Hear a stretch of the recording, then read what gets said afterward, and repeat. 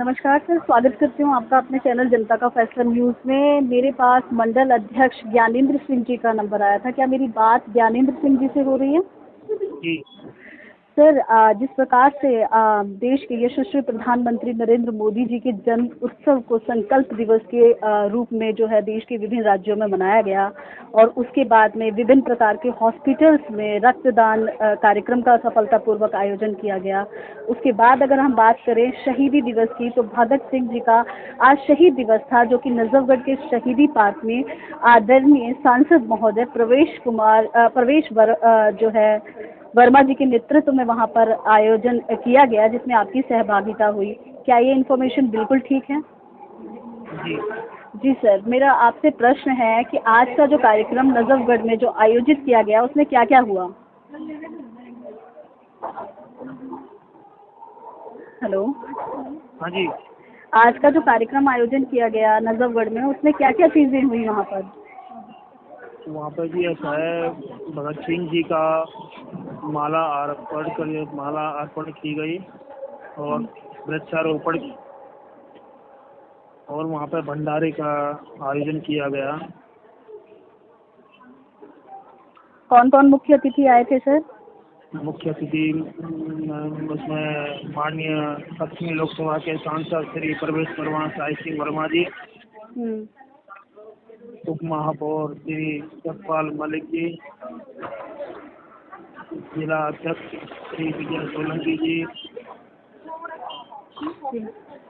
और मान्यगढ़ सभी सम्मानीय लोग, सभी भाई लोग आए। और उसमें हमारे राष्ट्रीय जन जागृति मिशन के राष्ट्रीय सचिव श्री ऋषि सिन्हा जी। आज का जो कार्यक्रम जो यहाँ पर आयोजित किया गया शहीदी दिवस के रूप में, आपने शहीदी पार्क में भगत सिंह जी का जो है मनाया वहाँ पर आपने, तो वो जो कार्यक्रम था उसका मुख्य उद्देश्य क्या था? बेसिकली आपको क्या मैसेज देना था अपने सोसाइटी में? उस कार्यक्रम का मुख्य उद्देश्य क्या था? तो उद्देश्य यही था मैम कि उसके अंदर जो हमारे आज के दिन में युवा हैं, जो भटके हुए हैं, जो हमारे शहीदों को भूले हुए हैं, भूले नहीं कह सकते, थोड़ा रास्ते से भटके हुए कह सकते हैं युवा को। और हमारा मकसद ये था कि हमारे जो भगत सिंह है प्रेरणा स्रोत, जो अपनी देश के लिए कुर्बानी दे दी और अपने एक बहुत बड़ी प्राणों की आहुति दी देश के लिए। ज्ञानेंद्र जी, कहने में बहुत अच्छा लगता है कि आपने जो है शहीद भगत सिंह जी को आज जो है शहीदी दिवस के रूप में मनाया, लेकिन अगर आप बात करें वर्तमान की, तो केंद्र में आपकी पार्टी यानी भारतीय जनता पार्टी की सरकार है और भगत सिंह को आज भी आतंकवाद की संज्ञा दी गई है। आतंकवादी हैं वो, हर जगह अगर आप बात करें विदेशों में तो वो आतंकवादी के रूप में मानते हैं। तो इससे क्या कार्य कर रही है भारतीय जनता पार्टी, या यूँ कहें आपके जो मुख्य अतिथि वहाँ पर आए हुए थे प्रवेश साहिब सिंह वर्मा जी, इन सबको लेकर क्या कार्य कर रहे हैं? आपकी शहीदों का कम से कम सम्मान तो मिले जो वो डिजर्व करते हैं। जी ऐसा है जी, जो आज से पहले 70 साल जिस सरकार ने राज किया है, हमारे शहीदों का इतिहास को दबाया गया है। वो सरकारों ने कभी भी हमारे शहीदों को सम्मान नहीं दिया है। तो आज वो देश जाग चुका है और देश शहीदों को सम्मान देगा। और हमारी पार्टी भी हमारे देश के यशस्वी प्रधानमंत्री माननीय श्री प्रधानमंत्री नरेंद्र मोदी जी पूरा दिन रात मेहनत कर रहे हैं। और जो आप कह रहे हो आतंकवादी उनको घोषित किया हुआ है, हम उनको, हमारी पार्टी आने वाले समय में उनको शहीदी का दर्जा देगी इतिहास के अंदर, और देश के अंदर तो है ही है, इतिहास में भी हम उनको शहीदी का दर्जा दिलवाएंगे और उस कलंक को हटवाएंगे। पार्टी हमारा पुरजोर काम कर रही है। ज्ञानेंद्र सिंह जी, आपको नहीं लगता कि शहीदों को शहीदों का सम्मान तब मिलेगा जब वर्तमान की युवा पीढ़ी उनके विषय में जानेगी? कहीं ना कहीं आपको नहीं लगता कि पाठ्यक्रम में बदलाव होना चाहिए, या कहीं ना कहीं शहीदों का जो चीज़ें हैं वो पाठ्यक्रम में सम्मिलित की जानी चाहिए, जिससे आज के युवाओं को, हमारे बच्चों को पता लगे कि इन्होंने क्या काम किया था देश की आज़ादी के लिए? बिल्कुल बिल्कुल, आपकी बात बहुत बढ़िया है, बहुत अच्छा क्वेश्चन। पर ऐसा है कि युवाओं को हमारा इतिहास पढ़ाया ही नहीं गया। कभी हमारे शहीदों के बारे में इतिहास को तोड़ मरोड़ के उन्होंने दबाया गया। उन्होंने बाबर को, औरंगजेब को, हुमायूं को, इनको उन्होंने फर्स्ट फ्रेंड पर रखा।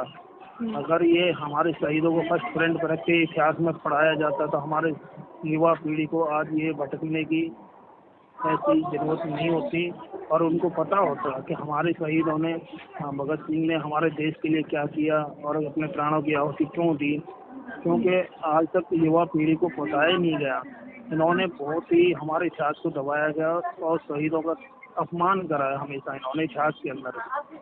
जी तो अभी हमारी ज्ञानेंद्र सरकार जो सिंह आगे जी, काम आरोप करेगी, प्रत्यारोप लगाने का आगे ज्ञानेंद्र जी, आगे मेरी बात को सुनिए। समय की काफ़ी बाध्यता होती है, तो इसलिए आप सभी अपने अंतर को जो है वो संक्षिप्त में रखने का प्रयास करें। मेरा अगला प्रश्न है कि आरोप प्रत्यारोप लगाकर पक्ष विपक्ष पे कब तक आप एक दूसरे को घेरते रहेंगे? वर्तमान में आपकी सत्ता है, आपके पास पावर है, जनता ने आपको सेवा करने का अवसर दिया है।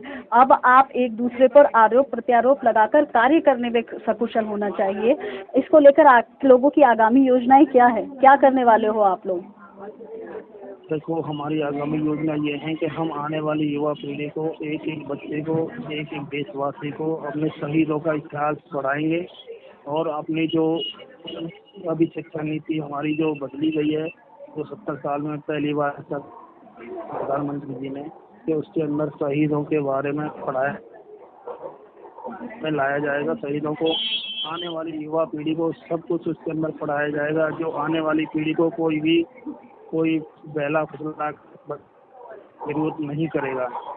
जी, मेरा अंतिम प्रश्न है ज्ञानेंद्र सिंह जी, देश की जनता, देश के युवा, सुप्रतिष्ठित समाज सेवी और खास तौर पर हमारे बच्चे आपकी बातों को देख रहे हैं, आपकी बातों को हमारे चैनल के माध्यम से सुन रहे हैं, उनके लिए क्या संदेश और क्या अपील करना चाहेंगे? किस प्रकार से अपना जो है वो भविष्य की परिकल्पना करें, किस प्रकार से उनके विषय में पढ़ें, शहीदों को पढ़ना क्यों आवश्यक है, क्या मैसेज होगा आपका? देखिए मैम, आपका ये बहुत अच्छा है, क्योंकि इसलिए हमें आवश्यकता है शहीदों को याद करना, क्योंकि हम उनकी वजह से खुली सांसें ले रहे हैं। हमारा देश जो आज़ाद हुआ, शहीद भगत सिंह, राजगुरु, सुखदेव, इन्होंने अपने प्राणों की आहुति दी और देश के युवाओं के लिए जो आज खुली सांसें मिल रही है, अपनी आज़ादी है, बोलने की आज़ादी है, ये सब हमें शहीदों के से बलिदान से मिली हुई है और हम इसको कभी भुलाने नहीं देंगे। जी, हमेशा बहुत ही हमेशा अच्छी युवा पीढ़ी याद करेगी और युवा पीढ़ी ऐसे ही शहीदों के सम्मान में खड़ी रहेगी। बहुत ही अच्छी जानकारी का साझाकरण माननीय आपके द्वारा। तो देखा आपने, ये थे हमारे साथ ज्ञानेंद्र सिंह जी जुड़े हुए थे, जिन्होंने स्पष्ट तौर पर कहा कि देश के विकास में बहुत अनुकरणीय योगदान दिया है हमारे शहीदों ने। उसको समझने की और उनको समझने की आवश्यकता है। शहीदों को उचित सम्मान